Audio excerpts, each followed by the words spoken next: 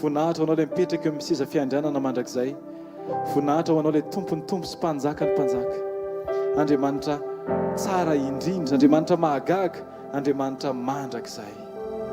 Misaotra satria tena fitiavana tokoa ianao ary matoa izay tahaka an'izao Jesosy dia tsapanay aritanay fa ianaonao ambadika izany Andriamanitra. Dia misaotra anao izay satria fantatray fa tsy misy ninina afaka ataonay Andriamanitra fa ianao no matoa izao anay. Na ny fijoroanay, na ny fiainanay, na ny fanomponay, na ny fahafahanay mandray teninao Andriamanitra, na fahafahanay mianatra ny teninao, na fahafahanay miaina ny teninao Jesosy, dia mbola tsisy avy aminay fa tena hoe ianao tanteraka, ianao manontolo. Misaotra raha io ny amin'izao fotoana izao, sarobidy loatra ity fotoana ity satria fotoana indray izay ahafahanay mamelanao ahazo laka eo amin'ny fonay tsirairay avy Andriamanitra. Jesosy aoka ianao no mpanapaka eo amin'ny fiainanay, aoka ianao nitarika anay tsirairay avy, aoka ianao no anitsy anay, aoka ianao no namboatra anay Andriamanitra, aoka ianao no anangana anay Jesosy, mba ho olona mendrika foana izahay Andriamanitra, mendrika anao amin'ny fotoana rehetra. Eny Jesosy, raha izahay dia tsy mahay manao na inona izahay, fa ny zavatra fantatray Jesosy, rehefa eo aminao izahay mahery izay Andriamanitra. Rehefa eo aminao izay Jesosy dia tsy manan-tahotra izahay. Rehefa eo aminao izahay, mitoky aminao izahay, dia tsy manahinay foana ny amin'ny loza maro samihafa. Fa ianao nefa iankinanay Jesosy. Tompo, aoko ity fotoana ity Andriamanitra ho fotoana izay hitombon'ny fianteherana tsirairay avy aminao Andriamanitra, hitombon'ny fiankinana tsirairay avy aminao Jesosy. Ampy izay ny fotoana lany ny ankinana tamin'ny zavatra ny tany, na mety hoe ny ankinanay tamin'ny tenanay sy ny fahaiza-manaonay Andriamanitra. Fa androany Jesosy dia aoka tena hifindra mihitsy izany fiankinana izany dia hiankina aminao tanteraka izahay. Fa ianao no matoa izao anay, ianao no manangana anay, ianao no mampisy anay, ianao no mananatra anay, ianao no mampianatra anay, ianao no mitaiza anay, ianao no manitsy anay Andriamanitra. Jesosy eo ty fotoana ity Andriamanitra tiako fotoana anankiray indray izay ahatonga anao ahazo aina eo amin'ny fitondrananay tsirairay avy. Aoka izay ho mora zaka ny teninao, mora hoentin'ny fanahinao Andriamanitra, mora amboarina, mora anarina ihany koa mba tena anahaka anao. Amin'ny anaranao Jesosy, tena misaotra Jesosy. Misaotra fa fitiavany ianao, misaotra ny amin'ny herinandro izay natrianay, misaotra ny amin'ny ankohonana, misaotra ny amin'ny asa, misaotra ny amin'ny fianarana, misaotra ny amin'ny tolotsaina, misaotra ny amin'ny fitariana rehetra Jesosy, misaotra ny amin'ny fanitsiana tamin'ny endrika be dia be, fa tsapanay hoe tena tianao be izay Jesosy matoa hitsianao sy ahitsinao isanandro. Aoka tsy hisorona mihitsy ny teninao Andriamanitra, mba hanitsy izay mibilobiloka rehetra eo aminay tsirairay avy. Aoka mihoatra noho ny fijoron'ny hazo mahitsy izay Andriamanitra, aoka mihoatra noho izany ny fijoron'ny fianam-panahiny tsirairay avy. Aoka tsy hisabako izay Andriamanitra, tsy hanana ny tahotr'olombelona ao anatinay Andriamanitra, fa tena hametraka ny fanajana tanteraka aminao ilay mpanjaka avo indrindra sady mandrakizay. Raisy ny fankasitrahana, raisy ny fiderana, raisy ny voninahitra, fa ianao rery ny mendrika izany. Tatsika rehetra samy misaotra an'Andriamanitra. Sokafo ny vavanao dia misaora an'Andriamanitra, misaora an'Andriamanitra, misaora an' Jesosy. Ny amin'ny asa-pamonjenao Jesosy, misaotra ray. Ny amin'ny fitiavanao Andriamanitra ray, misaotra ray. Ny amin'ny fahasoavanao Kristy, misaotra Jesosy. Ny amin'ny tolotsain'ny fanahy masina, misaotra fanahy masina. Ny amin'ny famatsiana sy ny fanasitrana sy ny fananganana, misaotra ray eo.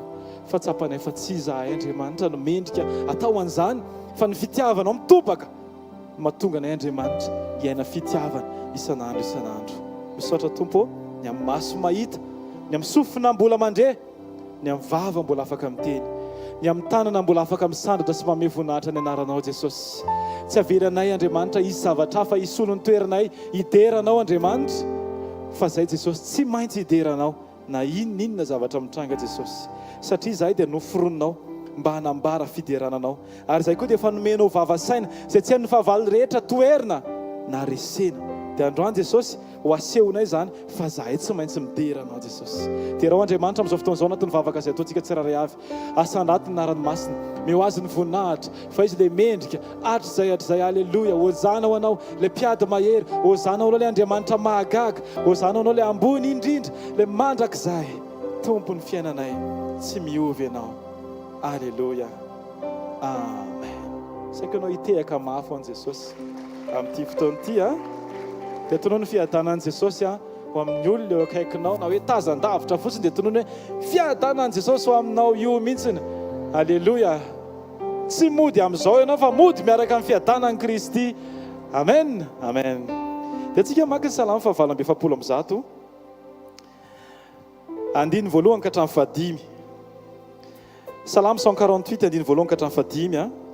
Raha mety amintsika dia tsika rehetra miaraka miredona izany ho voninahitran'Andriamanitra. Amin'ny anaran'i Jesosy manao hoe Halleluia. Miderahan'i Jehovah ry any an-danitra, midera azy any ambony. Midera azy ry anjeliny rehetra, midera azy ry miaramilany rehetra. Midera azy ry masoandro amam-bolana, midera azy ry nkitana mazava rehetra. Midera azy ry lanitry ny lanitra ary anareo rano ambonin'ny lanitra. Aoka hideriny anaran'i Jehovah ireo, fa izy no nandidy dia ary ireo. Amen. Dia raha Andriamanitra aza velan'ny zavatra mitranga amin'ny manakana antsika tsy deran'Andriamanitra. Tsy tokony hanaisitra ny identité antsika tsirairay avy ao amin'i Jesosy ny zavatra hatrehana, fa vao maika tokony haneho mahavelona an'i Jesosy eo amin'ny fiainantsika tsirairay avy ny zavatra hatrehana. Dao mety tsika anazy ny fisaorana. Mety mbola mavesatra kely ny fondra indray tsy afaka misaotra, fa ozy ny Hébreu 13:10 ny andiny 5:10 milaza hoe manaova fanatim-piderana. Eo amin'ilay toerana sy fotoana anankiray ohatran'ny tsy vitanao ny saotra sy hideran'Andriamanitra, dia izao tsy misy olona afaka mibaiko ny vavanao ankoatran'ny safidinao hiteny hoe mideranao foana Jesosy. Anao ny saotra iram-po, anao ny fiderana, anao ny fankalazana, fianao ilay mandrakizay, ilay atrizay hatrizay anao Andriamanitra. Ary dia raiko amin'ny fotoana rehetra ianao amin'ny anaranao Jesosy. Ianao mimeko voninahitra Jesosy. Tsy ny zavatra mitranga, tsy ny zavatra reko, tsy ny zavatra lazain'ny olona, tsy ny zavatra eritreretiko, fa ianao Jesosy. Alleluia. Ny fahalalako anao Andriamanitra dia mbola apetrako ho ambony no ny fahalalako ny zavatra hafa rehetra. Ary ianao no tiako hitarika ny fisainako sy ny fahatakarako Andriamanitra amin'ny anaranao Jesosy. Alleluia. Anao ny saotra eram-po, anao ry ray masino, satria nomenao ho anay Jesosy zanakao sy zanakao. Anao misaotra eram-po, anao iray masino, satria nomenao anay Jesosy zanakao sy zanakao. Fa ho aminao mininy hery ho any malemy sy ny arena ho any mahantra fa ny ay nona foiny ho anao.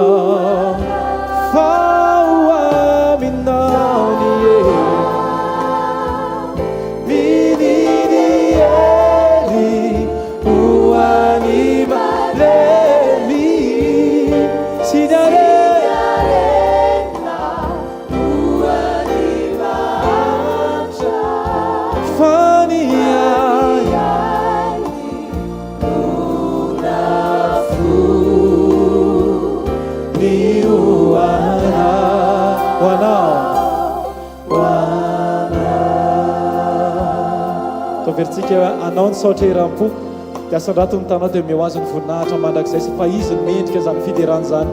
Tsy misy olombelona mendrika ny saorana fa Andriamanitra rery. Anao ny saotra eram-po, iray masino,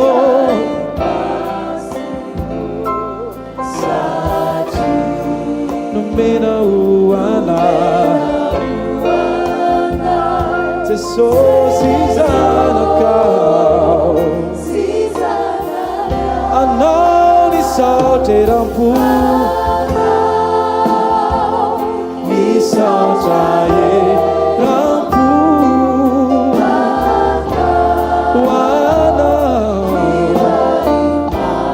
hoanao rery Jesosy nomenao anay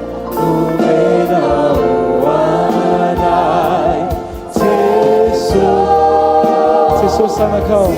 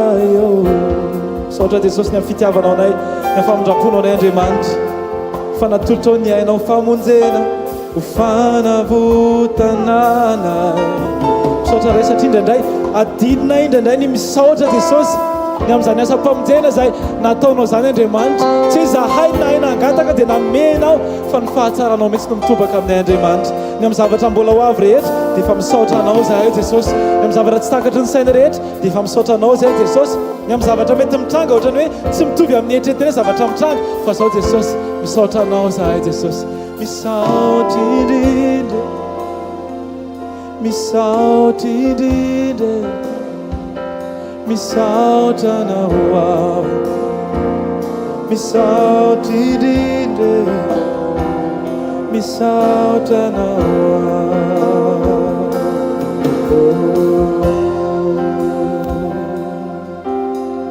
fany masinao feno indray zahay amin'izao fotoana fantatray Jesosy fa tianao mihitsy zay Andriamanitra tsy ankina amin'ny hery rehetra zay heverinay fa afaka atonganay ho any amin'ny tanjona tianay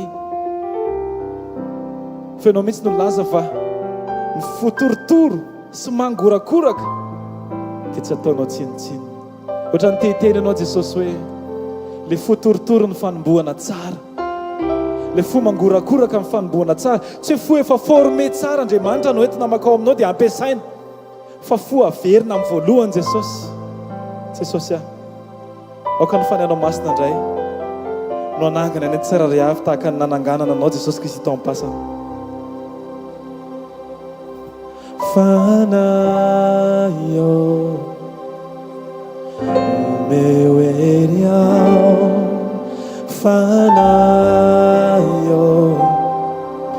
velombelomy ao azaverireri ao faminanao isanandro toana mikery ao aminy sandrina fanaio fanai masino fanai masino velumelumi ao familanao somente milanao isanandro toana mikery sandrinao quale abilizamo yansuanizamo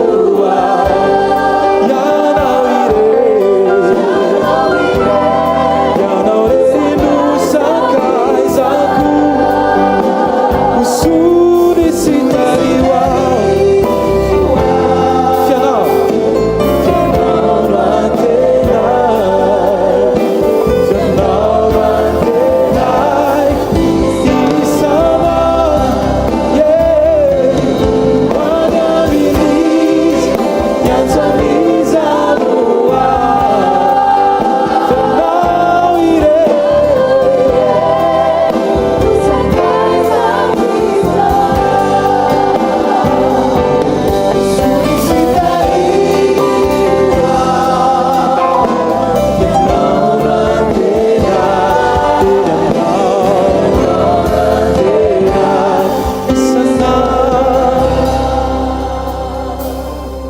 hoany amin'iza iantso an'iza moao ianao irery no sakaizako izao osory sy tariwa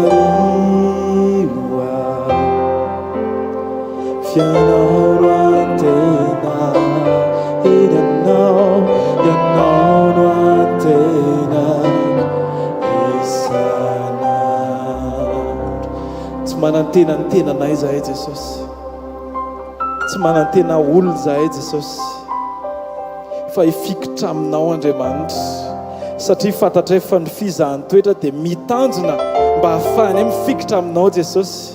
Alleluia. Ny zavatra mitranga amin'ny fiainanay Jesosy dia mba hahafahanay manana an'ilay saina vonona ny azona anao amin'ny fotoana rehetra Jesosy Kristy. Isisika mandrakariva eo aminao Andriamanitra.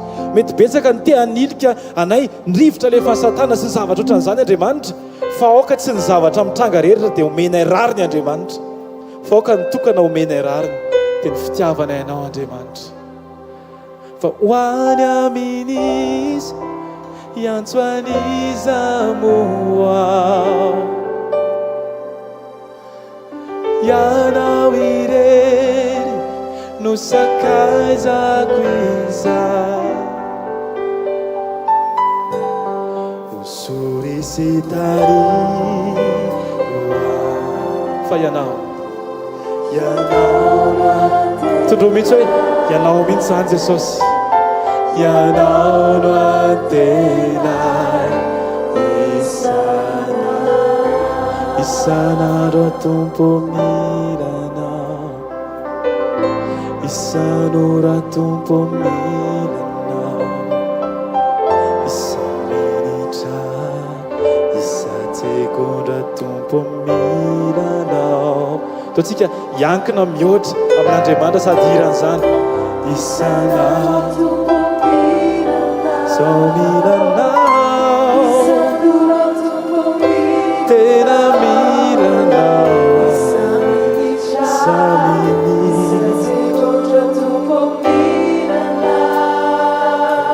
ifonisaiky ny fanay maniry mafy anao tsisy toerana takaloko ny eo anilanao Tompo eo akaikinao ihany mahatsara ny toetra tsy ananay isanandro Tompo milanao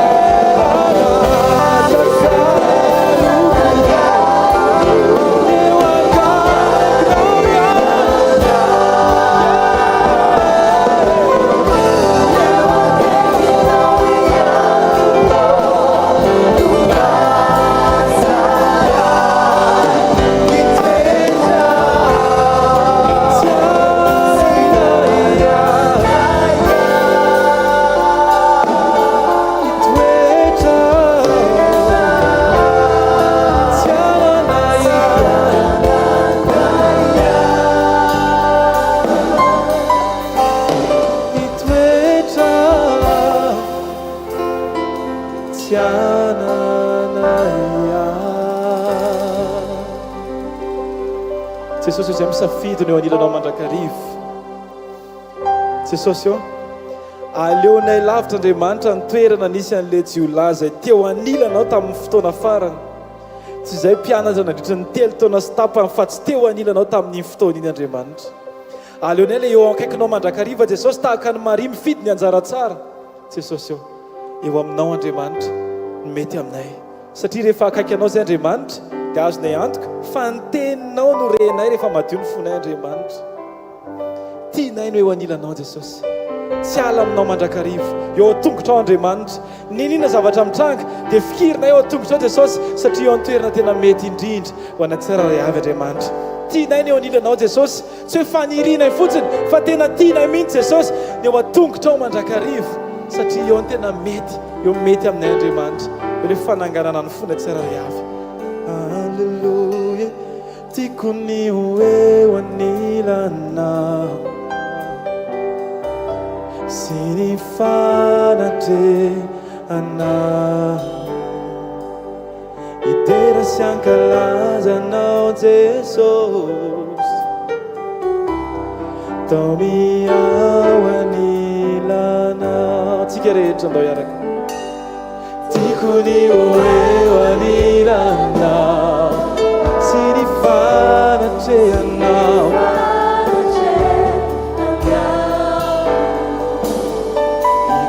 ankalazanao tao miao anilanao.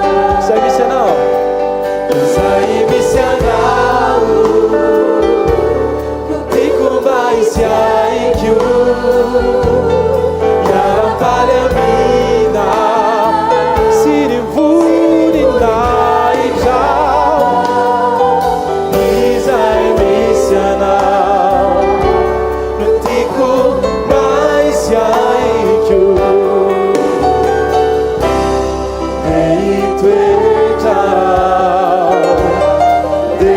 toetra nila.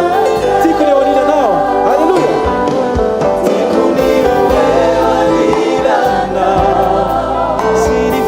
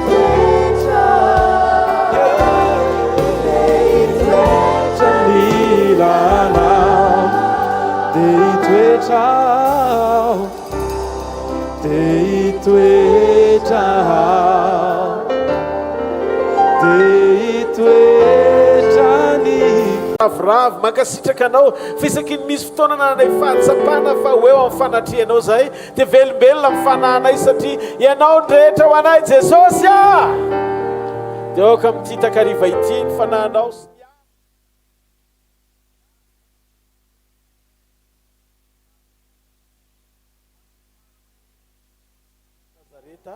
nao zony maniry sy mangataka sa vavaka zany androany halleloia tsapanay fa ianao lay tsy mahafoy anay ianao lay eo amin'ny fiainanay mandrakariva misaotra Jesosy io ianao lay vato lampy iakinanay ianao lay andro ny fonay ianao lay iteny aminay ianao lay mampianatra anay mitenena aminay mpitakariva ity vony zay Jesosy ny andreanao amin'ny anaran'i Jesosy Kristy avy any Nazareta amen. Vato lampy tsy mihoro vato lampy ko ianao amin'ny mafy mijoro vato lampy vao vato lampy mikoro vato lampy ko ianao andry mafy mampijoro vato lampy vaovao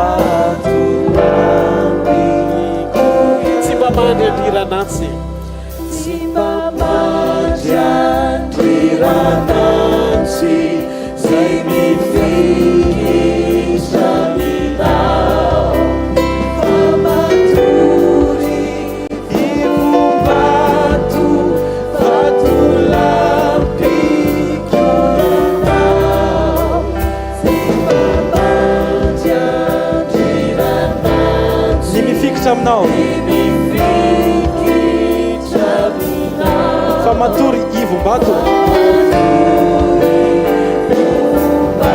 vato lampiko ianao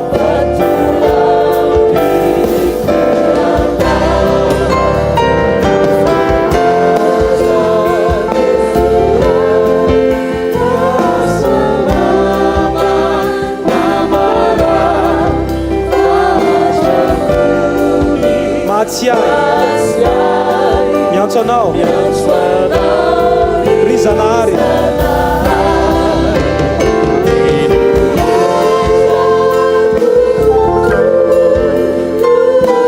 ataoko anao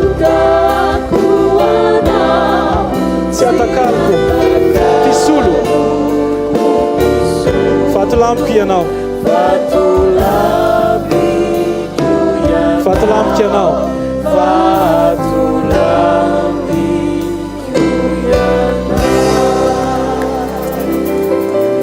miala tsy fa ira tena navesatra tatoapoky zay izy zay androany arivo ny mametraka ny Kristy ho vato lampy azy rehetra miankina aminy dia mahazahoy ianao antoka fa raha misy ny atao hoe mahatoky ary tsy manary hatramin'ny farany Jesosy Kristy mpanjaka ny mpanjaka ndao tsika ity atanina mafy be ho azy mahaza ho toerana toko halleloia androany izarantsika ao anatin'ny fotoana fohy tsy elitsika androany fa vetivety ihany isorako manokana aloha ianao fa nahavy be aza ny orana dia tsy nasakana anao tsy ho tonga eto amin'ny fanatrian'Andriamanitra ianao hoe mieritreritra fa Andriamanitra tsy jery manokana ny olona zay tena hoe mahafoy fandriana mafana atsika ranorana tonga ianao mbola eo amin'ny fanatrian'Andriamanitra ihany zao ny atao hoe sarobidy aminao amin'ny fanatrian'Andriamanitra ndao ity atanina mafy ho an'i Jesosy ny amin'ny fanoloran-tenanao halleloia dia rahina mandrakizay ny anaran'i Jesosy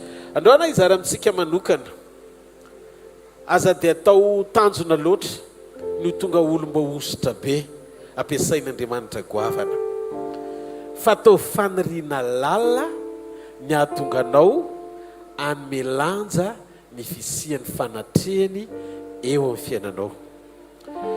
Amin'ny fitakarivo ty dia izara amintsika ao anatin'ny fotoana fohy ny hasarobidin'ny fahatsapanao fa eo Andriamanitra raha dika mifankahita amin'Andriamanitra. Afa mihitsy ny olona rehefa mifankahita amin'Andriamanitra. Aza eritreretina hoe rehefa mandalo aiziny ianao dia tsy eo Andriamanitra. Na mandalo aizina azy ianao dia mila fantatrao fa eo Andriamanitra. Jereo ny Genesis toko voalohany ao amin'ny Genesis toko voalohany andininy voalohany Baiboly dia milaza ny tenin'Andriamanitra hoe tamin'ny voalohany Andriamanitra nahary ny lanitra sy ny tany ary ny tany dia tsy nisy endrika sady foana ary aizina ny tambon'ny lalina ary ny fanahin'Andriamanitra nambomba tambon'ny rano ary Andriamanitra nanao hoe misy mazava dia nisy mazava. Mba fantatrareo ve fa eo Andriamanitra na misy aizina azy fa tsy manao ninninna Andriamanitra ao anaty aizina ankoatry ny mambomba eo ambonin'ny rano izy. Fa rehefa hiasa Andriamanitra dia misy zavatra anankiray tsy maintsy miseho melohan'ny zavatra rehetra amin'izay zavatra ataon'Andriamanitra eo. Dia hoy izy Andriamanitra hoe zao andininy fahatelo Andriamanitra nanao hoe misy mazava. Eny ireo olona tia fahamarinany ity ary tiako fatantsika tsirairay avy fa prinsipa an'Andriamanitra hatramin'ny voalohany zany. Hatrany amin'ny boky Genesis toko voalohany Andriamanitra dia foatr'izay izy rehefa miasa. Aza maiky ny sy ny zava-maitso sy rano ny atsarany tany izay hitanao androany dia natobok'Andriamanitra teo amin'ny mazava daholo. Andriamanitra tsy miasa ao anaty aizina fa raha mbola tsy tanteraka sy tomombana ny zavatra rehetra mazava aloha vao ny ambony rehetra. Andranariva zao Jesosy raha miaraka amintsika tendraindray ianao ohatry ny tehiteny zany hoe fa inona ary ny problema iainako hoe mahatonga ny fiainako mbola mitoetra ao anaty aizina. Inona ny problema eo amin'ny fiainako mahatonga ny fiainako mbola tsy miaina sy mahita tsara ny fahatsaràn'Andriamanitra rehetra. Aza maiky ny angataka ny fiovam-piainana ety ivelany tsy ny eloavany fahazavam-piainana. Mila miaina aloha tsika ao anaty mazava vao hatsarain'Andriamanitra ny momba antsika iray manontolo. Ny olana amintsika te hisitraka ny fahatsarany sy ny fahasoavany ao anaty aizina. Aza maiky aloha. Aza maiky aloha. Avelao anapaka eo amin'ny toerana misy aizina ny mazava. Zay ny antony mahatsara ny fanombohan'ny zavatra rehetra izay ataon'Andriamanitra ao anaty fibebahana. Ny fibebahana ny mahatonga anao iombona amin'Andriamanitra ampijoroany anao ho zanaky ny mazava. Ho zanaky ny mazava. Rehefa tonga zanaky ny mazava ianao dia afaka ahita sy sitraka ny fahatsaràn'Andriamanitra rehetra satria azo ainy eo amin'ny fiainanao ny fanatrehan'Andriamanitra. Ao anaty aiziny tsika, raha mbola ao anaty aizina ny fiainantsika, miaina mifanao zao tontolo zao tsika. Tsisy mahasamy hafa tsika amin'ny jentilisa fa ohatry ny ao amin'ny Kristy fotsiny. Nefa ny fanaontsika mbola mitovy amin'ny fanao zao tontolo zao ihany. Dia tadidio, ianao no misaina fa efa eo aminao no mazava. Fa raha mbola tsy mangirana ao anatin'ny sitrapon'Andriamanitra amin'ny fiainanao dia mbola miala tsiny fa ao anaty aiziny ianao. Ny dikan'izay eo Andriamanitra fa tsy afaka manomboka izy raha tsy manaiky ianao iaina amin'ny mazava. Mandray an'ilay teniny hoe misy mazava aloha. Raisy aloha ilay teniny hoe misy mazava. Satria melohan'ny mianatsarany tany raha mbola eto tany ianao dia tao anaty mazava Andriamanitra ny asa fa tsy tao anaty aizina. Atsangany ny tanan'izay mandeha. Eo ny fanatrehan'Andriamanitra fa tsy mihetsika Andriamanitra ary tsy mifankahita amin'Andriamanitra izay mbola miaina ao anaty aizina. Rehefa eo amin'ny fiainanao ny fanatrehan'Andriamanitra dia tadidio ny fanatrehan'Andriamanitra dia afaka mihetsika ho azy. Andriamanitra tsy mila ny fanampianao fa ny fisiny eo amin'ny fiainanao dia tonga izy aneo ny fanampiny amin'ny alalan'ny fisinao. Rehefa eo Andriamanitra dia se manifeste ho azy amin'ny alalan'ny fisin'ny fanatrehany mahazo aina. Rehefa omenao alalana amin'ny toem-panaraka an'Andriamanitra ny fanatrehany dia mahazo aina Andriamanitra miasa eo amin'io fiainanao voafetra io. Maneho Andriamanitra ny heriny, maneho Andriamanitra ny voninahiny. Ndao antsika hijery ny tantaram-piainan'ny zanak'Israely sy ny Filistina amin'ny bokin'ny Samuela voalohany, toko 15, manomboka amin'ny 1 ka hatramin'ny 7. Ovakiko amin'ny anaran'i Jesosy. Dia nalain'ny Filistina ny fiaran'Andriamanitra ka nentiny miala tany Ebenezera ho any Asdoda. Ary noho ny efa azon'ny Filistina ny fiaran'Andriamanitra dia nentiny tao hatramin'ny Dagona zay izy ka napetrany teo anilany. Zany hoe tampifangarony tao zany no fiara mifanekeny Jehova sy ny sampony. Ary noho ny apitsony iny dia ny fomaraina koa ny Asdodita ka indro Dagona potraka ny akohoka tamin'ny tany teo anoloan'ny fiaran'i Jehova dia nareniny olona izy ka napetrany teo amin'ny fitoerany iray. Zany hoe tamin'ny voalohany zany le sampy tonga dia nikohaka teo amin'ny fiaran-faneken'Andriamanitra dia nisy olona nahita izy dia naveriny teo amin'ny fotoana faneritreretiny hoe nisy nandona angaha. Ary noho ny apitsony indray dia ny fomaraina koa ny olona ka indro Dagona potraka ny ankohaka indray tamin'ny tany teo anoloan'ny fiaran'i Jehova ary tapaka teo amin'ny tokona-baravarana ny lohan'ny Dagona sy ny felan-tanany roa ka ny tena be ny any ny sisy. Nisy indray zany fanondroany mbola miverina indray le nenjera le sampy fa ny zavatra nitranga sady tapaka ny tanan'le sampy ny tapaka ny lohan'le sampy. 15 zany tsy anitsahan'ny mpisoron'ny Dagona na izay miditra eo an-tranony ny tokona-baravarany Dagona ao Asdoda mandrak'androany. 19 ary navesatra tamin'ny Asdodita ny tanan'i Jehova ka nandringa anazy Jehova ary nasiany vainy tao Asdoda sy ny tamin'ny faritaniny rehetra. Ary rehefa hitany mponina tao Asdoda fa nisy zany dia hoy izy, aza vela hitoetra atao amintsika ny fiaran'Andriamanitra ny Israely fa mavesatra amintsika ny amin'ny Dagona Andriamanitsika ny tanany. Mafantatrareo hoe fa ny fiaran'ny fanekeny Jehova dia marika maneho ara-pamantarana ny fanatrehan'Andriamanitra tany amin'ny testameta taloha. Dia eritrereto niraisina ny fiaran'ny fanekena nentina tao amin'le sampy atao hoe Dagona tao amin'izay toerana nisy azy. Dia tsisy olona niato fa ny fanatrehan'Andriamanitra fotsiny rehefa tao amin'le toerana dia mikohaka daholo izay manohatra ny fanatrehan'Andriamanitra rehetra. Satria any amin'ny toerana tsy tokony hisy azy le fanatrehan'Andriamanitra nentina. Lasa fanatrehan'Andriamanitra manohatra fa tsy fanatrehan'Andriamanitra manohana. Zao ny zavatra tiako fantatrareo ry zanak'Andriamanitra. Isika amin'ny alalan'ny fandraisantsika an' Jesosy sy ny fananantsika azy ato anatitsika dia manana ny antoka sy fahafenona fa eo amin'ny fiainantsika Andriamanitra.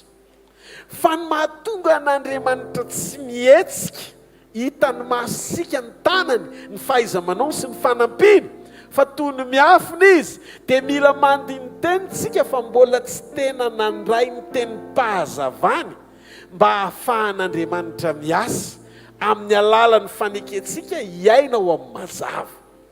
Nesorontsika tao amin'ny aizina dia napetrana eo amin'ny fanjakany zanany malalana eo amin'ny Kristy. Zay le hoe fiainana feno fahazavana mangarahara anjakan'ny fitiavany.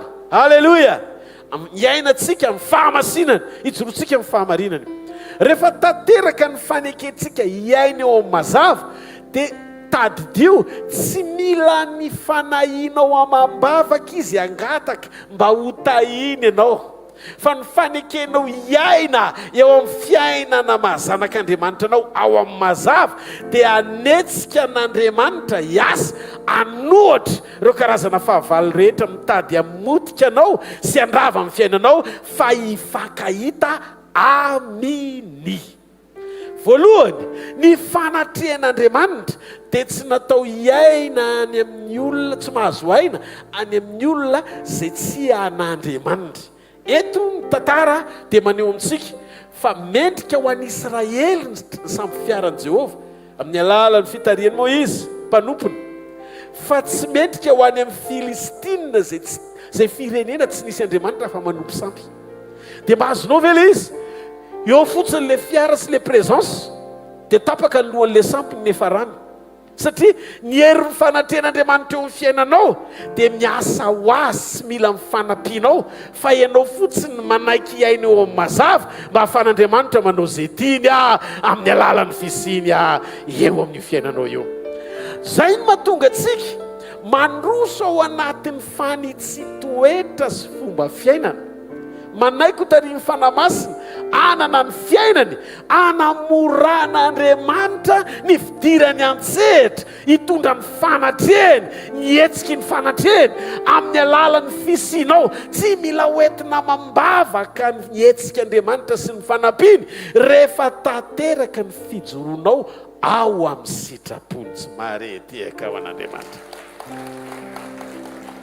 Zay no mahatonga foana manaitry ny zanak'Andriamanitra indrindra amin'izao andro faran'izao, avelao re mba azo aina eo amin'io fiainanao eo ny fanotronan'Andriamanitra, ny assistance divine.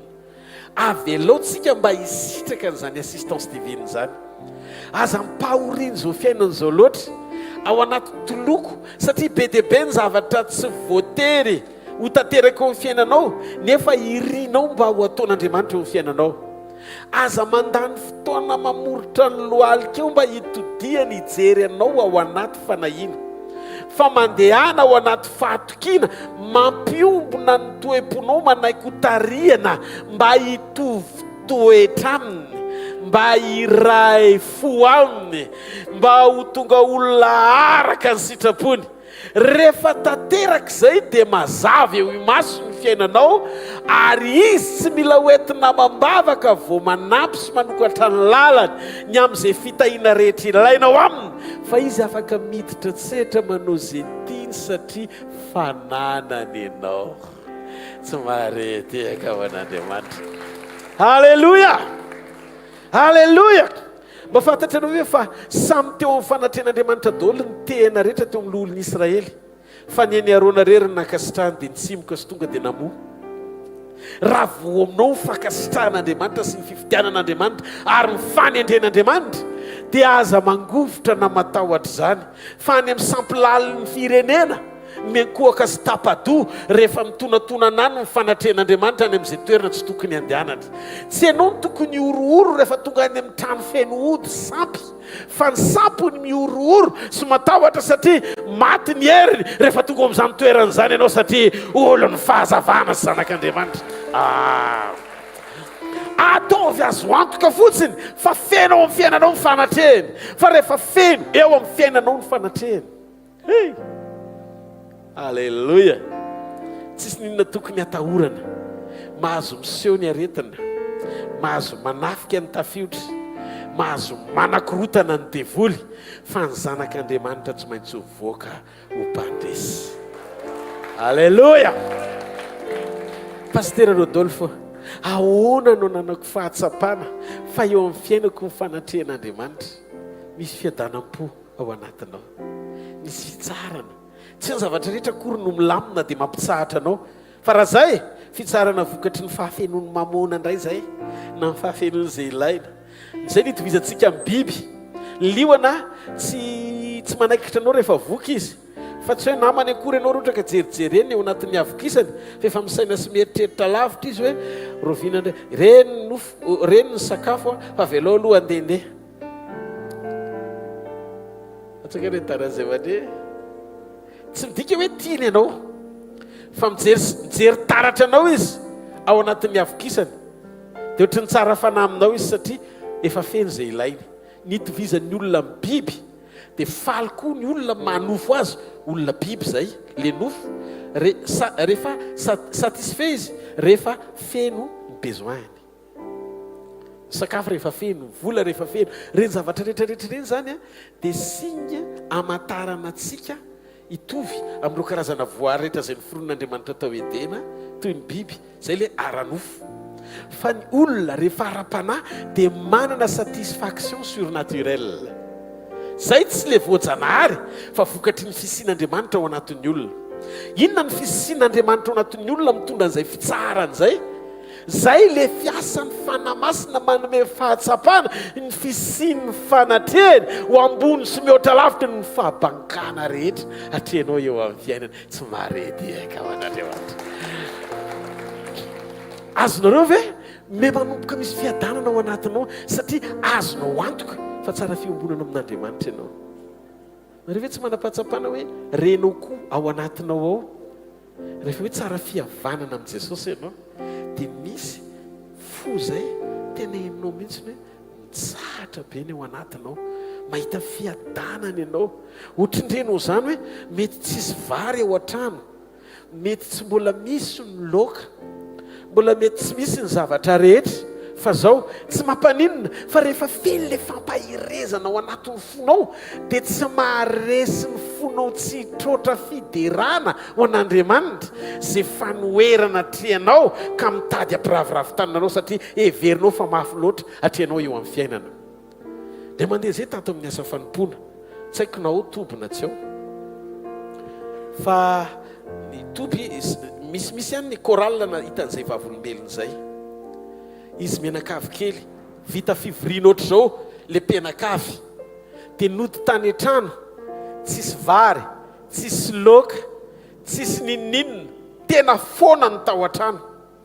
Dia zao mampangotrara ny mafana hosotrotsika fa ndaontsika isotra an'Andriamanitra fa le teny androany ireny dia natao marina eo amin'ny fiainantsika. Dia nandiry zareo dia faly sy ny teran'Andriamanitra, tsy hoe mba hanaovan'Andriamanitra fahagagana tsy akory satria fiakofana tambazana raha izany, fa fifaliana vokatry ny fisiany tsy sy ny fanatrena teo amin'ny fiainan'ny zanak'Andriamanitra mifaly sy misaotra na foana aza ny ao am-bilany raha mafana ny natokana. Izy mianakavy mbola variana amin'ny saina alefa asinira dia nidera na may voninahitrin'Andriamanitra gaga ry zareo fa misy vary may. Nijerena feno vary le vilany nampangotrahana rano fotsiny ary vary masaka. Atsakany hoe ny tanana zay nandre zay vavolombelona zay misy ato nandre saotra an' Jesosy reny mbola misy na 3, 4, 5, 6 tamin'izany fotoana zany tonga dia nasehoan'Andriamanitra le izy. Ndika fa tsy hoe fiakofana tambazana le izy fa fiakofana marina manetsika ny fon'Andriamanitra anotrona amorona vary ao anaty vilany avoky an'le penakavy kely nisaotra an'Andriamanitra. Eto koa vavolombelo fahatokian'Andriamanitra fa nisy fotoana mandeha manoasa an'Andriamanitra dia ny ao an-trano tsisy nininina.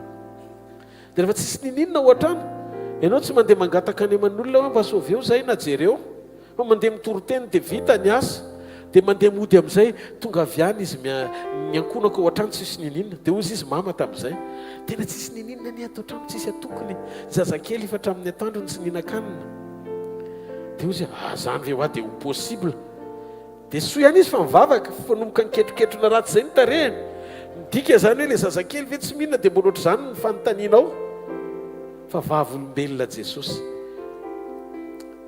bidon kely mangamanga zay ny fasiana ivary. Le mpanampy nijeren'le izy vongam-bary roa satria izy naniraka n'le mpanampy hoe zay kokakokany eo ake ataovy bebe rano kely mba ho an'ny zaza na zay tsy mivady ara tsy mihina tsy manino tsika na tsy mihinana azy verina tao amin'le barika izy safinoniky ny vary hatrany molona le barika kely satria mahatsiaro le mahatoky fa tsy hanary mandrakizay rehefa omena voninahitra ny anarany. Aoka tsy ho amin'ny tanjona maliny atsika ny fiakofantsika raha izay fiakofana tambazana fa aoka ho amin'ny fakasitrahana azy ny ao am-potsika mba hampahazo aina ny fanatrehany. Tsy tafiditra ao anatinao mihitsy ny fitsaharana hifikitra sy hatoky an'Andriamanitra ao anaty ady sarotra raha tsy tanteraka raha-piombonana sy fifandraisana ary fihavanana amin'Andriamanitra isika tsirairay avy sy ny tompo mitovy amen. Fa rehefa izay ny zavatra izay no mitranga dia zao tsy mila présentenao ny présence hoe ianao mpitondra fanatrehana na ianao mpitondra zao, tsy mila an'izany. mamalo azy tsy terena ny fanatrehan'Andriamanitra, manivaka manao ny asany Andriamanitra satria mahazo aina izy. Rehefa hitany disponible na vonona amin'ny alalan'ny fisinao ny atmosfera. Ina le atmosfera takian'Andriamanitra? Toepo madio, fiainam-pahamasinana, fijoraraka ny sitrapon'Andriamanitra, fatomidika, fatokinan'Andriamanitra, fitsarana sy fiadanana. Ro fruit rehetrarehetra mafeno mifepetra tonga ny liona mandehandeha ho tapaka apety. Alleluia! Mahatonga ny présence n'Andriamanitra anatika anao hifankahita amin'ny fahafenon'Andriamanitra sy ny fahalehibiazany. Amin'ny fotoana io mivavaka ao, tsy vavaka fitarenana intsony any an-trano, fa vavaka fankasitrahana satria eo Andriamanitra. Fantatr' Jesosy io fa miaraka amiko ianao ary mandanao eo amin'ny fiainako mandrakariva. Isaorako anao ny fisian'ny famonjena ho ahy, na tsy takatry ny saiko arany zavatra mitranga sy lalovako androany. Tsy midika akory zany fa hoe nanary ahy ianao, tiako ianao ary tiako amin'ny fitiavana mandrakizay. Dia zao au lieu de manam-potoana hoe tompo zany mba manompo anao nomboka hitaraina amin'izay, dia manomboka mitaky akolaka vokatra avy amin'Andriamanitra, vokatry mba fijoroana kely eo am-panompoana azy. Izay mahatonga n'Andriamanitra ohatry ny malahelo satria tsy tokony hisarigniko hatramin'izany mihitsiny ny problème ara-pifandraisana nisy eo aminao sisy. Fa zao fotsiny mahatonga anao hideran'Andriamanitra. Andao rangahy hideran'Andriamanitra, andao mena voninahitra Andriamanitra, andao hisaotra azy sika mahita an'izany hoe hiderako anao, hiderako anao, oh hiderako anao Jesosy oh, hiderako anao, hiderako anao, oh hiderako anao Jesosy oh. Lasa mideran'Andriamanitra sika, misaotra azy sika, manome voninahitra azy sika, mandio azy sika. Tsy hoe ny zavatra rehetra kory mampandihy antsika, fa ny fahalalantsika. Fa ao anatin'ny sarotra eo Andriamanitra, ao anatin'ny mety eo Andriamanitra, ninonninona tsy misy eo Andriamanitra, ninonninona mitobaka eo Andriamanitra, nizaniza eo Andriamanitra, nizaniza tsy eo Andriamanitra.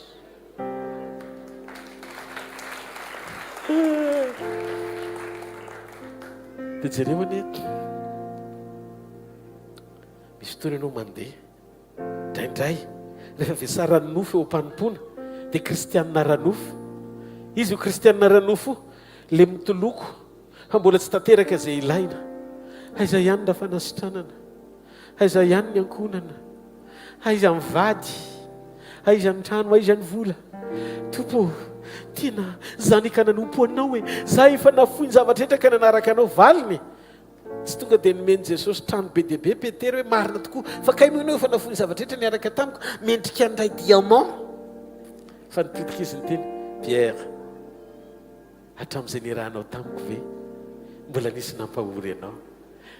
Tsy atomba fa manino ianao menimenina, io le nofo mitady mihoatra.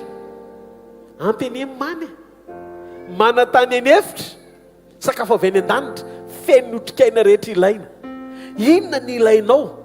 Tsirokanina mambabo ny lelanao andehananao ara-nofo, sa ny fahatsapanao fa ninana mamy ianao dia voatahiry mitombo satria sakafo avy any an-danitra.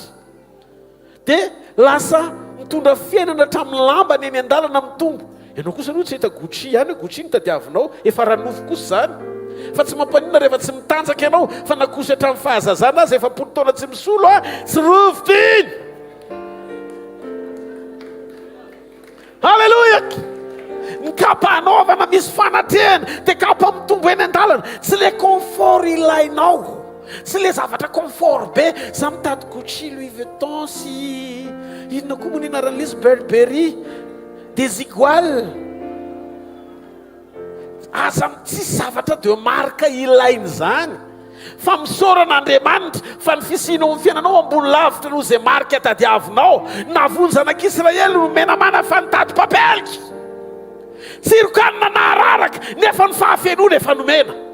mba fantatrao ve sakafondre mandeha nohanina avy any an-danitra na vita nitahiry ny fiainany zanak'Israely tany anefitra nampitombo hatramin'ny akanjony satria miaina hatramin'ny lambany.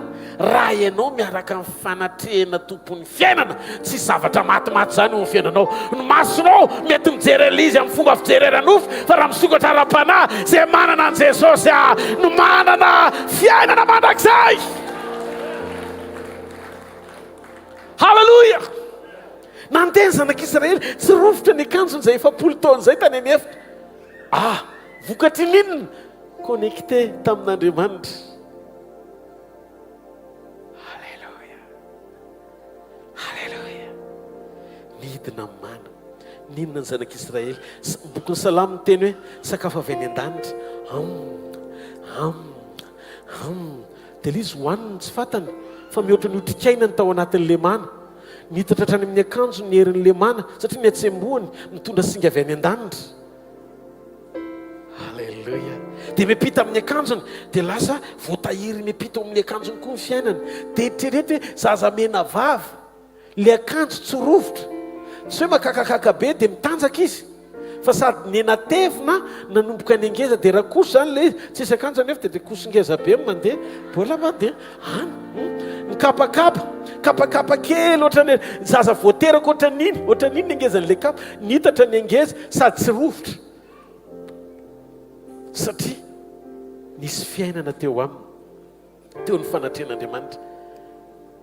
Dia za te metra-panontaniana aminareo tsy soratra anaty baiboly hoe noentiny amam-bavaka ho zany engany hoe ty manoty mba tsy harovotra ny akanjoko tompo sy ny kapako tsy tafiditra anatin'ny sujet de prièrany fa zao fotsiny vokatra hoentin'ny présence teo amin'ny fiainany rehefa teo ny fanatrehan'Andriamanitra tsy gida na taridalana amin'ny fahalalana ny herin'Andriamanitra miasa na ny fanosoran'Andriamanitra ao anatiny mahatonga azy hivavaka sy anatena ny etsik'Andriamanitra hanova ny fiainany natonga ny zavatra rehetra nety sy nandeha tamin'ny loniny fa vokatry ny fomban'ny Andriamanitra ny Israely azy. Rehefa teo Andriamanitra dia miratra ny mason'ny fahavalo mahita azy ary ny voary rehetra mahalala ny mpanao azy. Mba fantatrao ve fa rehefa eo fotsiny izy averiko indray tonga dia manamaso daholo ny sakana ny olana ny ady problème dia tonga dia ataon'Andriamanitra izy ny fahitanan'Andriamanitra fotsiny hoe eo amin'ny fiainanao tonga dia misaporitra ny zavatra rehetra hoe meo lalana fa tsy normal fa io mipahary fa miaraka amin'ny zareo. Ny ranomasina ho any zara roa satria nahita tendrombohitra nahita n'Andriamanitra dia mifaly avanja. Jordana koa ny zara roa no ny fahitana hoe io Andriamanitra. Tsy ianao mahita ny olana mba hovana hoe zaka ny finoko tsy mila testa-pinoana amin'ny onction zany fa validation fotsiny amin'ny fisian'ny présence hoe eo dia mifankahita amin'Andriamanitra ianao aharo ny olana mpahitan'Andriamanitra fa eo izy. Mba fantatro ve amin'ny onction mety tapidalakale ianao misekoly ny fahatakarana sy finoana mety tsy ho zakanao ny zavatra mitranga dia zany mahatonga ny olona mipika ireny satria nahoana miezaka mianakatra mpinoana ao anaty ady izy. Dia zao le olona no miva fa tsy le olana fa rehefa présent Andriamanitra ny olana no miva fa tsy ny olona satria mahita n'Andriamanitra hoe io Andriamanitra ary rehefa hitany hoe io Andriamanitra dia inona moa ny azony voary atao ankoatra ny manaiky an'Andriamanitra.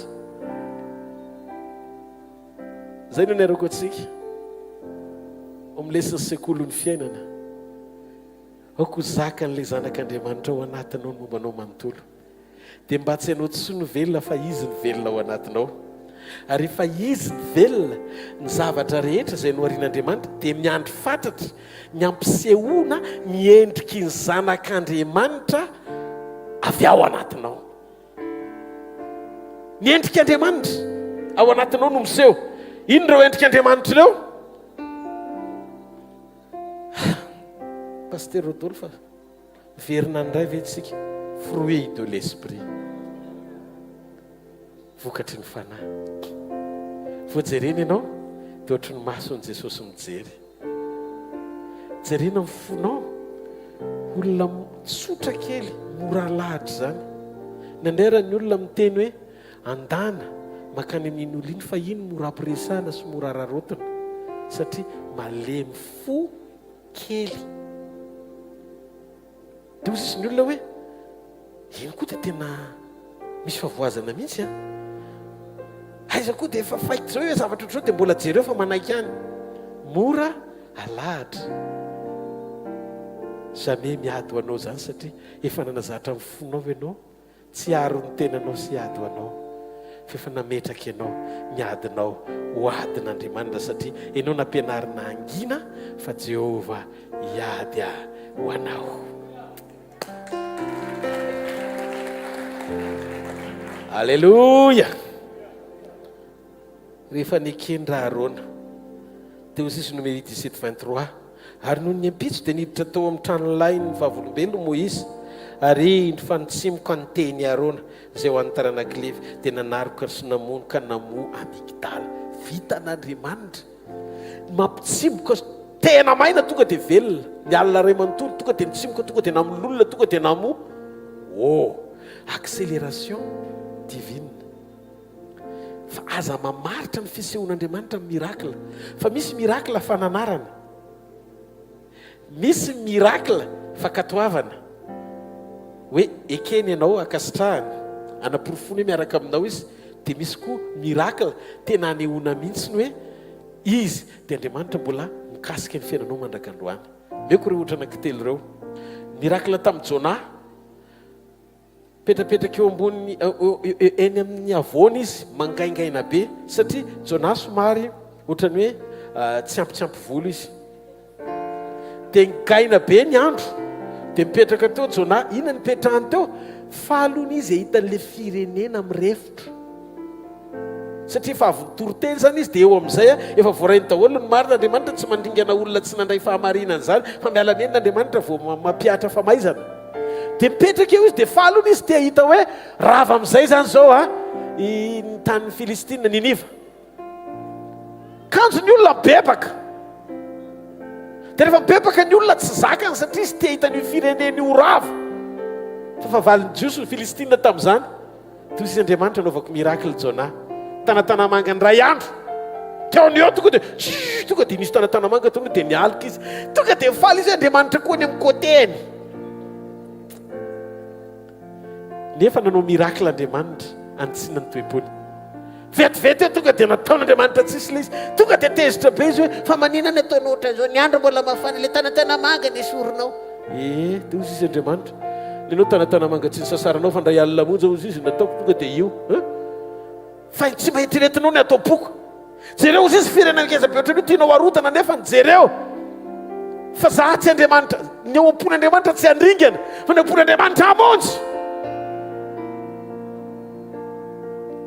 Havako teo ny nananako fahatsapana fa ny fakasitan'Andriamanitra dia tsy mipetraka any amin'ny mpitory ny tenin'Andriamanitra.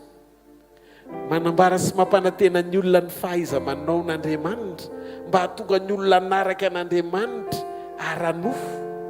Fa mahalala ny hasarobidin'ny ao am-pon'Andriamanitra ny amin'ny famonjeny sy ny amin'ny fitiavan'ny olony tsy ho raraka mandrakizay. Vita ny fitoriana fa valo no nitoriana teny ary fantatr'Andriamanitra hoe Jona mihitsy tsy tian'ireo fa tsy Andriamanitra hoe tsy izay tianao satria tsy moramora makatoa izy. Jona neny namorona niniry voaloha vao nampindraminy an'i José Dafy. Izy danomana programme etletinareo tsara lalana efa voafaritra hoe ary namorona programme monsieur Jona hoe za tsy hoany fa akary Tarsis. Enina ry zareo tao Tarsis. Ho an'ny Tarsis hono izy. Tiako nareo mba mitsikitsiky. Amen. Dia ny andalana nanohatra Andriamanitra.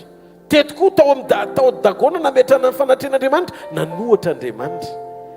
Zao manomboka androany aoka fanatrehana tsy manohatra anao fa fanatrehana momba anao.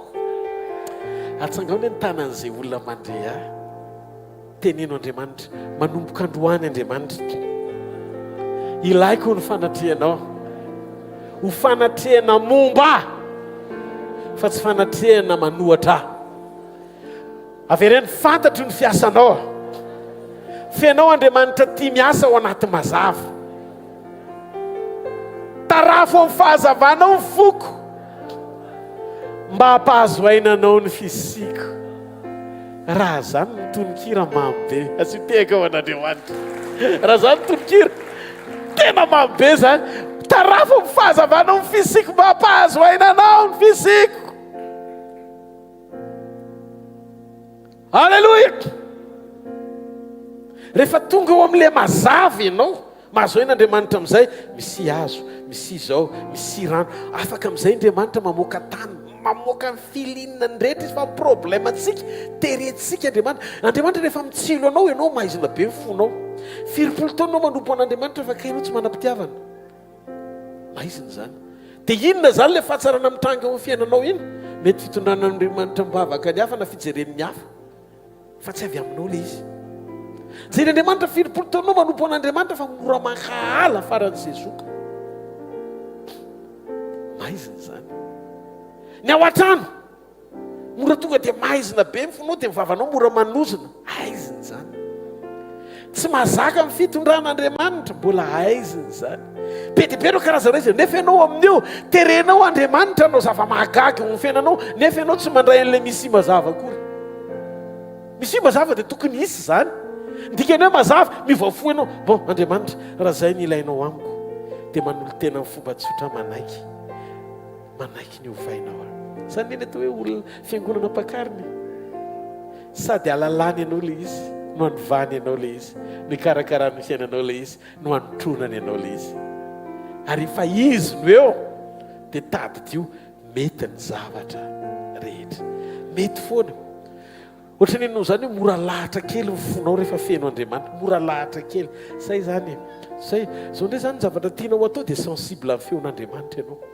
vo une fois renao ny feon'Andriamanitra za misy fotoana indraindray tena henoko mihitsy Jesosy miteny hoe zao ny programako androany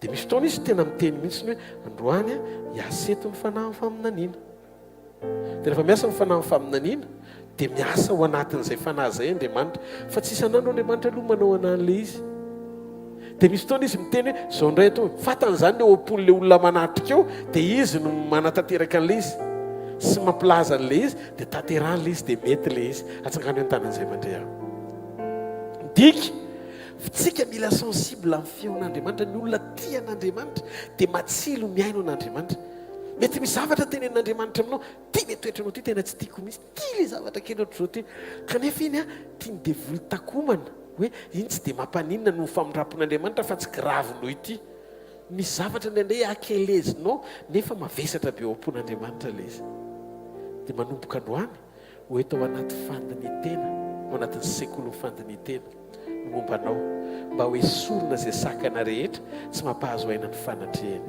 fa raha voaraisinao ny hoe misy mazava dia nisy zany dia mora amin'i Jesosy mora kely amin'i Jesosy ny aneho ny fisian'ny fanatrehany amin'ny alalan'ny fisianao eto an-tany jory ianao naiza dia hitany olona taratra fa ao anatinao Kristy manomboka misokatra mivavanao dia misy teny fiainana manovany hafa satria ianao tsy afaka hiteny akoatr'izay lehibe ao anatinao dia angatao Andriamanitra isan'andro tompo momba manontolo aoka hoenao anjakao amba ho voninahitra ao tsy possible ny olona tian'Andriamanitra angalatra ny voninahiny tsy possible ny olona tian'Andriamanitra anao tao foana anao zay mampalahelo azy tsy possible ny olona tian'Andriamanitra akahalan-dralahany ary tsy possible ny olona tian'Andriamanitra ho titena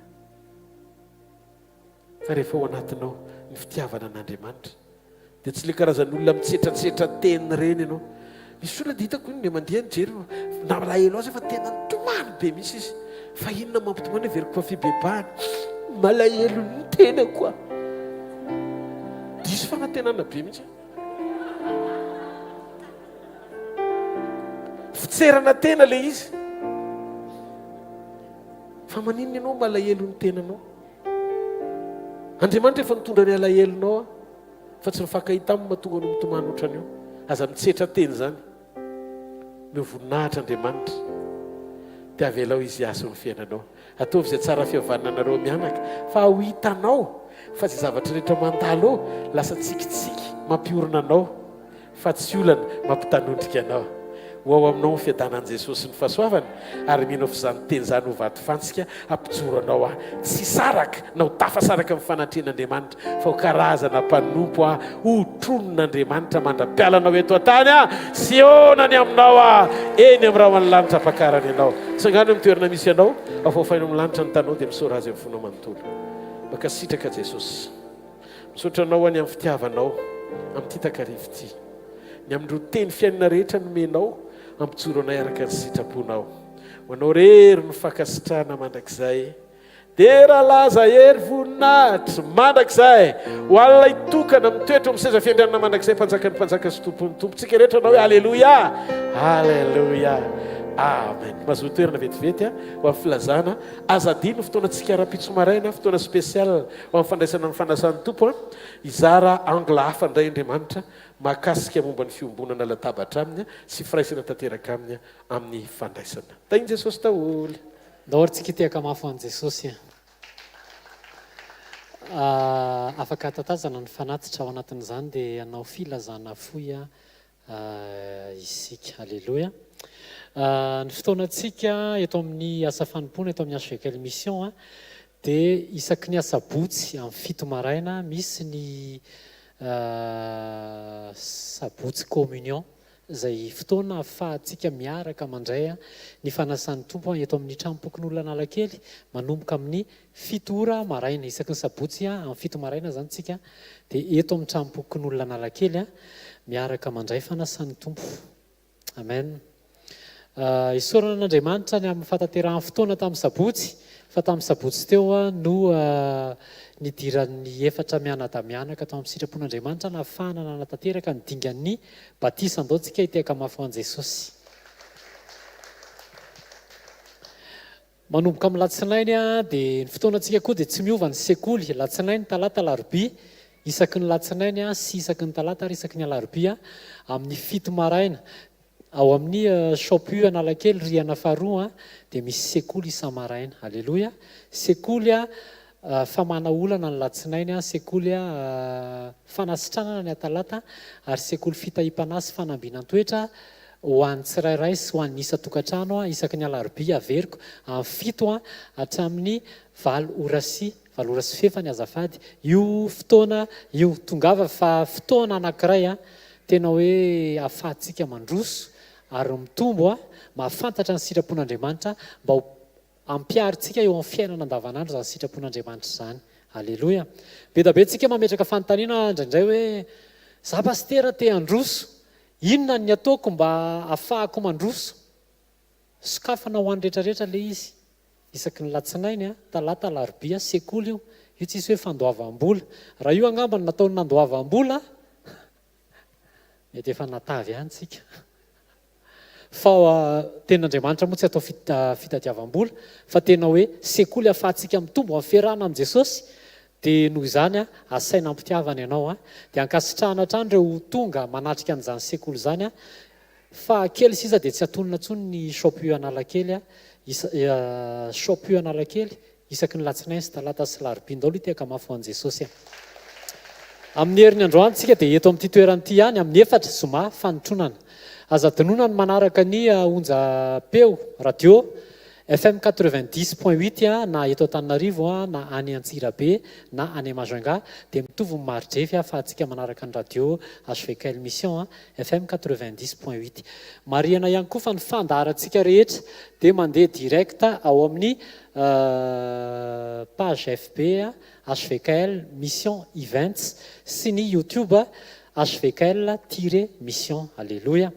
Zay ny vaovao mahazatra fa reto manaraka reto vaovao mafana be misokatra ny vondrom-bavaka eto amin'ny asa fanompoana. Alleluia. Mitiafa aloha mafy an' Jesosy. Raha vao tsy mitehaka nareo dia tsy ho lazaina le izy. Misy ny avy any Ambomanga kely ho antsika any amin'iny faritra Ambomanga kely iny zany apetsizaraina mbomanga kely ihany a, dia misy any amin'ny pasteur miamina isaky ny alahady ariva amin'ny telo.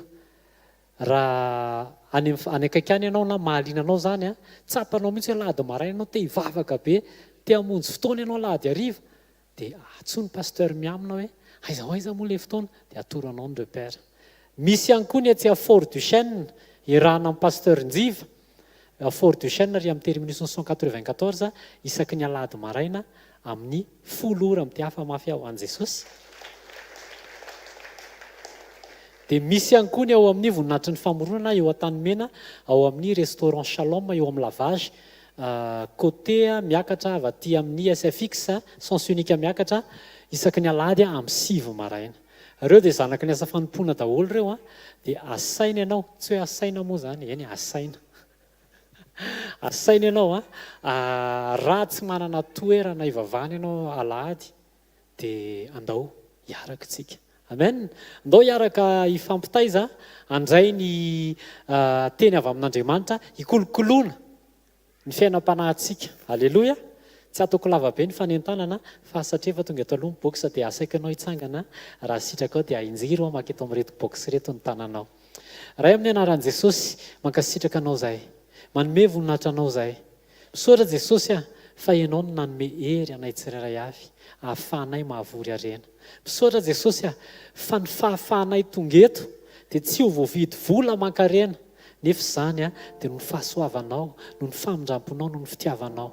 Fa vokatry ny avy aty anatin'ny fonay Jesosy dia nanolotra ho anao zay a, raiso ho antraka sitrahana eo anatrehanao, ho tonga fanahin'olona marobe, voatahiratra amin'ny faran'i Jesosy a. Raiso ray amin'ny anaran'i Jesosy a. Amen. Andao tsika itiaka mafy ho an'i Jesosy. Alleluia. Ao hoafany amin'ny lanitra ny tanao dia misoran'Andriamanitra ny fonao manontolo.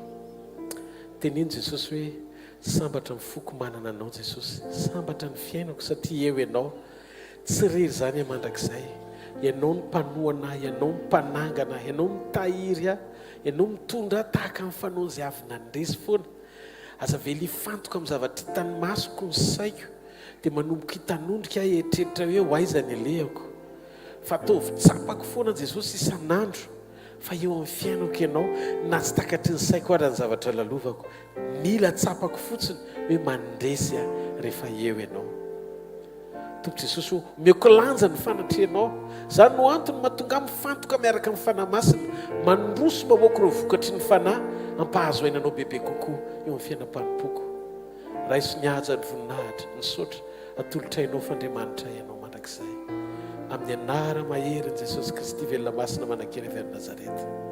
Afofany amin'ny lanitra ny tanao dia misaora azy amin'ny fonao manontolo. Misaotra Jesosy, mivavaka androany ho an'ny tsiray avy izay tonga eto. Raha misy marary Jesosy dia aoka ny ray fanasitranana avy aminao izy. Raha misy tratran'ny rofy dia anao koa no anangana. Raha misy mavesatra ianao no namaivana. Raha misy nanota ka mibebaka izy androany avy alao tompony elony. Androany raha misy tsy mendrika dia anao le Andriamanitra mpanangana tsirairay avy ho karazan'olona araka ny sitraponao. Dia ko feno ny fahatsaranao ny rehetra, ianao vaolana ho anay, ianao ny rehetra ho anay, ny fanatrehanao. Mitoera mandrakariva eo aminay, izay koa hitoetra hifankahita aminao, petro ny fonao ny tananao. Tia ny foko Jesosy, ataovy mifankahita aminao isan'andro. Izany ny faniriako ambony indrindra, ahafahanao mahazo aina amin'ny alalako. Mandrakizay Jesosy. Anao Jesosy, anao mandrakizay, anao ny fiainako. Makasitraka Tompo. Amen. Hitanareo ny Jehovah ka hiaro anareo. Mamirapiratra ny tavany aminareo ny Jehovah ka mindrafo aminareo. Anandratra ny tavany aminareo ny Jehovah ka aminareo fiadanana. Amin'ny anaran'ny Ray sy ny Zanaka ary ny Fanahy Masina. Amen. Asa dimy fotoanantsika rapitso maraina ny fitora ka hatramin'ny 7 ora maraina eo. Fandraisana ny fanasan'ny Tompo. Dia aza dino fa ao anatin'ny fandraisana ny fanasan'ny Tompo dia isy mesaza manokana, afatra manokana avy amin'i Jesosy ho antsika tsiray avy indray ao anatin'ny fiombonana, ho an'izay manokatra ny fony dia akasika ny fiainanao sy ampisy fiantraikany amin'ny fiainanao zany ho voninahitra ilay mifidy sy ny antso anao manokana koa jesosy mpanjaka ny mpanjaka sy tompony tompo zareo fahasoavana fa fahasoavan'andriamanitra mato izao fahasoavan'andriamanitra mato izao anareo